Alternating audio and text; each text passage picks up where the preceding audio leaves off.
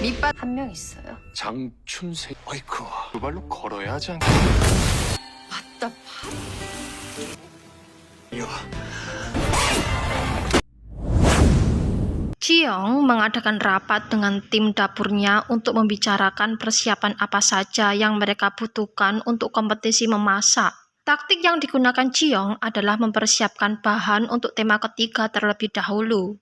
Cukup aneh bagi anggota timnya, tapi Jiong beralasan kemenangan justru ditentukan di babak ketiga, dan biasanya di babak inilah peserta kompetisi malah kehabisan ide dan tenaga. Kunci dari masakan ketiga Jiong ini adalah di panci presto. Masalahnya, di zaman itu belum ditemukan panci presto. Lalu, apa solusinya? Jiong menghadap Raja Lihyun meminta bantuannya agar dicarikan orang yang bisa membuat panci presto sesuai dengan rancangan yang dibuatnya. Raja bingung juga ya nurutin permintaan Jiong ini. Jiong mengusulkan agar dipertemukan dengan Panglima Jang Yongsil, sang penemu jam matahari. Tapi sayang, Panglima itu sudah dibuang oleh Raja Lihyun kayaknya guys.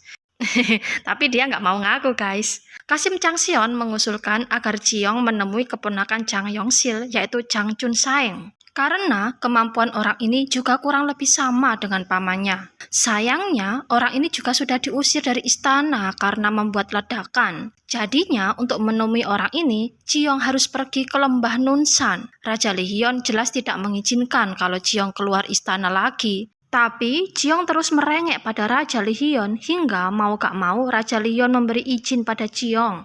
Dengan menyamar sebagai pria, Jiong pergi dengan ditemani oleh sekretaris Songjai. Raja Lihyun kelihatan jealous banget nih guys. Melihat Songjai berjalan berdampingan dengan Jiong, dia melihat Songjai ini lagaknya sok perhatian dan akrab sekali dengan Jiong. Padahal guys, aslinya Songjai ini risih sekali dekat-dekat dengan Jiong karena dia bakal ditanyai terus tentang buku Mangunrok sama Jiong. Songjai membujuk Jiong agar tidak pulang ke tempat asalnya karena raja sudah sayang sama dia. Jadi, mestinya Jiong memanfaatkan peluang ini, tapi lagi-lagi Jiong tidak mau terpengaruh dengan bujukan Songjai. Ketika keduanya asik ngobrol, tiba-tiba Konggil si pelawak Tamfan muncul guys, dan yang lebih mengejutkan, Raja Lihyun juga sudah berdiri di belakang mereka. Raja memaksa Songjai untuk balik ke istana, mengkondisikan agar istana tidak geger karena kepergian sang raja. Aduh, puyeng juga nih Songjai ya.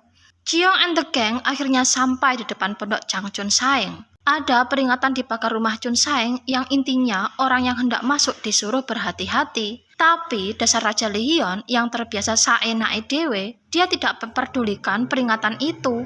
Main asal masuk saja guys, gak pakai assalamualaikum. Dan akhirnya sebuah alat yang mirip meriam menghamburkan Jipang dengan diikuti suara ledakan sangat keras.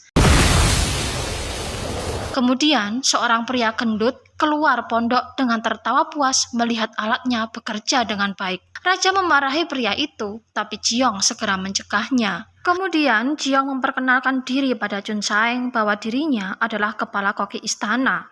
Tapi Chunsaeng tidak mempercayainya karena dia tahu Jiong adalah wanita.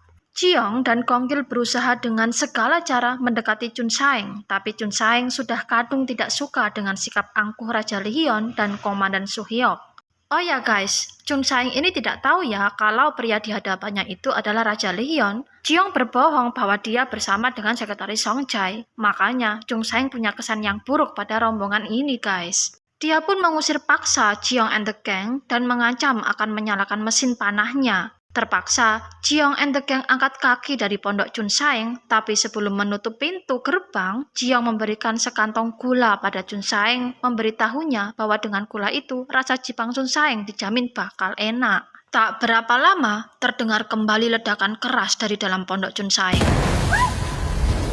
Jiong menanyai Chunsaeng apakah rasa Jipangnya lebih enak sekarang. Dari sini, Chunsaeng baru percaya bahwa Jiong benar-benar kepala koki istana. Kemudian, keduanya berbicara empat mata, yang intinya Jiong meminta bantuan Chunsaeng untuk membuatkannya panci presto sesuai gambar yang dibuatnya. Tapi sayang, Chun Saeng tidak bersedia meski sudah dijelaskan bahwa panci presto itu bakal digunakan untuk kompetisi memasak melawan kerajaan Ming. Usut punya usut guys, ternyata Chun Saeng ini kapok kalau dia nanti bakal dibuang lagi setelah tidak dipakai istana. Akhirnya, Jiong keluar pondok dengan hasil nihil. Sementara itu di istana, Pangeran Jaesan mulai menyusun taktik dengan kelompoknya untuk menggagalkan kompetisi ini. Apa yang akan dilakukan oleh Shahroni ini ya guys? Ya Feixiu juga kelihatannya mulai bermain licik. Dia menyuap Pangeran Jaesan agar bisa mendapatkan bahan rahasia Jiong. Apa itu ya guys? Di dapur istana juga tak kalah heboh. Para koki mengintip koki Maeng yang terlihat mengajari Gilgem memotong dan mengiris bahan makanan dengan sangat keras. Ada apa ya guys? Kembali ke Jiong. Jiong dan rombongannya terpaksa menginap di gazebo di depan pondok Chung Saeng. Hingga tengah hari, mereka masih belum beranjak dari sini. Terlebih, mereka terjebak oleh hujan. Dalam situasi seperti itu, tiba-tiba Konggil nyeletuk ingin makan Pajeon. Gara-gara celetukan Konggil ini, Jiong jadi mempunyai ide untuk menarik perhatian Chung Saeng dengan makanan khas kampung halaman Chung Saeng, yaitu busan. Kebetulan ayah Jiong ini juga berasal dari Busan guys. Jadi dia sangat paham bahwa orang Busan bakal suka jika dibuatkan Pajeon. Jiong melihat-lihat ke sekitar gazebo. Dilihatnya ada peralatan masak yang bisa digunakan untuk membuat Pajeon. Segera dia mengajak Raja Li Hyun berbelanja bahan-bahan memasak. Di gazebo di depan rumah Changseon itu juga Jiong memasak Pajeon.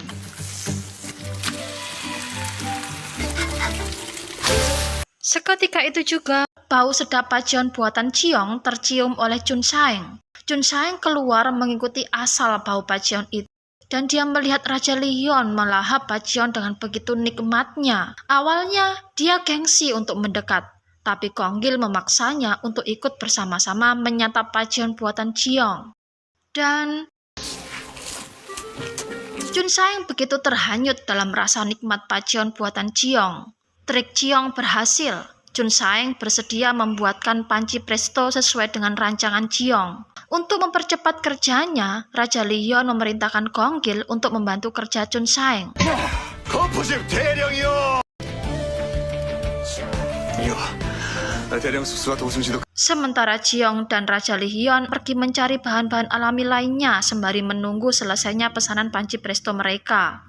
Di istana, pejabat Sun melakukan pertemuan diam-diam dengan utusan Yun Kun. Pada pertemuan ini, pejabat Sun memberitahu utusan Yun Kun bahwa kemungkinan besar kompetisi tidak akan pernah dilangsungkan karena sang koki istana tidak akan pernah kembali ke istana. Tanpa sepengetahuan keduanya, koki Tang Bailong menguping pembicaraan keduanya dan dia juga bisa memahami maksud pembicaraan itu meski pejabat Sun dan Yun Kun berbicara dalam bahasa Korea. Koki Om dan Koki Maeng berjalan menuju wisma mereka. Di tengah perjalanan, tiba-tiba keduanya berhenti karena mereka melihat ada sosok serba hitam mendekat ke arah mereka. Sosok itu memberikan surat dan dia juga memperingatkan bahwa kepala koki istana mereka dalam keadaan bahaya. Koki Om dan Koki Maeng menduga sosok itu adalah salah satu koki Ming. Tapi anehnya, ternyata dia bisa berbicara Korea. Koki Om dan Koki Maeng memberikan surat itu pada Kasim Changseong. Kasim Changseong memberikan surat itu pada sekretaris Song Jae dan setelah dicermati, ternyata surat itu berisikan peringatan bahwa kepala koki istana dalam keadaan bahaya. Sekretaris Song Jae segera berangkat menuju pondok Chung Saeng dengan membawa satu regu pasukan berkuda. Chung Saeng dan Konggil akhirnya bisa menyelesaikan panci presto pesanan Jiong. Tak lama kemudian, Raja Li Hyun dan Jiong tiba. Jiong begitu puas dengan hasil karya Chun Seong. Seusai menyelesaikan pembayaran, rombongan segera angkat kaki dari wisma Chun Seong. Tapi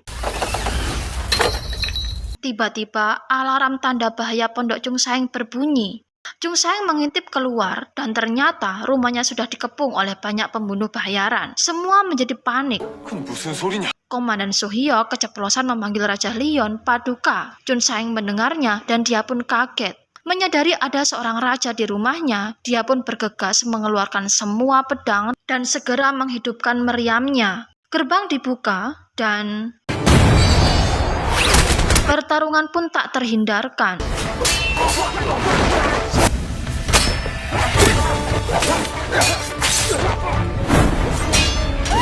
Jiong dan rombongannya berhasil keluar dari pondok Chunsaeng.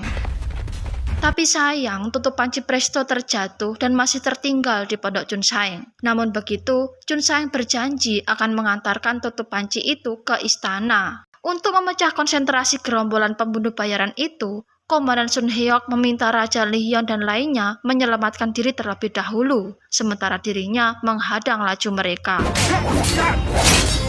Gong Gil memutuskan untuk berpisah dengan Raja Lehion dan Jiong untuk mengelabui gerombolan pembunuh bayaran itu. Raja Lehion dan Jiong terus berlari dan berlari. Meski demikian, Raja Lehion dan Jiong tetap saja terkejar oleh gerombolan itu. Kali ini, terpaksa Raja Lehion sendiri yang berhadapan dengan mereka. Raja Lehion sempat terluka, tapi hal itu tidak membuatnya gentar menghadapi pembunuh bayaran itu. Tak berselang lama, Song Jai dan pasukan istana datang membantu. Raja Lehion sempat memaksa salah satu pembunuh bayaran itu mengatakan siapa orang yang menyuruh mereka. Tapi, alih-alih mau mengaku, pembunuh bayaran itu malah memilih bundir. Jiong sempat melihat peristiwa itu, dan ini membuat dia shock dan kemudian jatuh pingsan. Sementara itu, di istana, tim Joseon semakin panik karena Jiong belum juga kembali. Yun Kun meminta pertandingan dimulai pukul 13, tapi Tang Bailong menolak. Dia bersedia menunggu kepala koki Joseon tiba sampai batas waktu terakhir. Kembali ke Jiong, Jiong akhirnya siuman. Komandan Su Hyok dan Gong Gil juga sudah kembali meski dalam keadaan terluka. Segera sang raja dan anak buahnya kembali ke istana dengan menunggang kuda. Dan ketika jarum jam hampir menyentuh jam 15, sang raja dan krunya sudah tiba di depan aula istana.